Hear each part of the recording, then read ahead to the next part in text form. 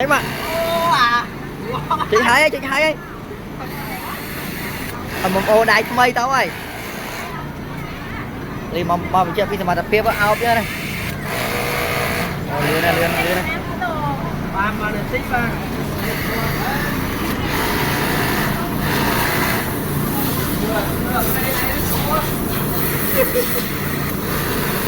Tầm mang lan tí à. Wow.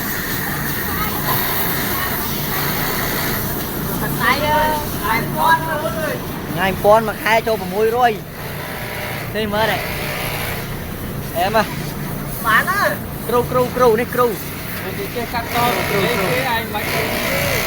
em họ bán cắt thôi thế nhưng mà cru bứt làm lấy bứt này cru mà tay cru ạ em bán này mà được ti làm muôn bye nè ngài trời mà tật tay còn sớ này ô coi ông em đây đó tật tay còn sớ mà còn sớ đang á bơ trời hai mà thật toàn chép mà hai phụ rồi bán này trời về ê cho nó một thôi đi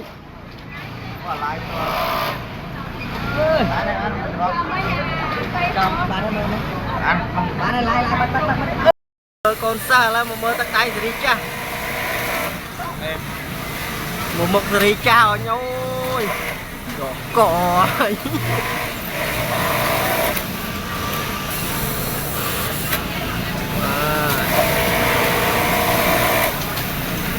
tại đó cũng pu đó tắc tay nè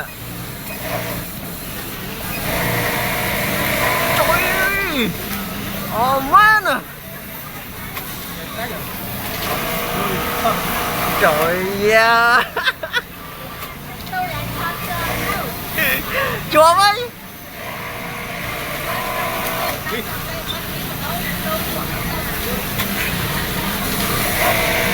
wow oh man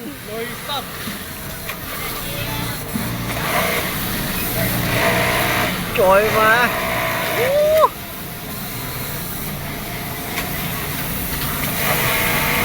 ở bên đây bạn em đam tư mình chịu nón cái áo nhá không nè lại lôi sắt cái này đang lôi sót à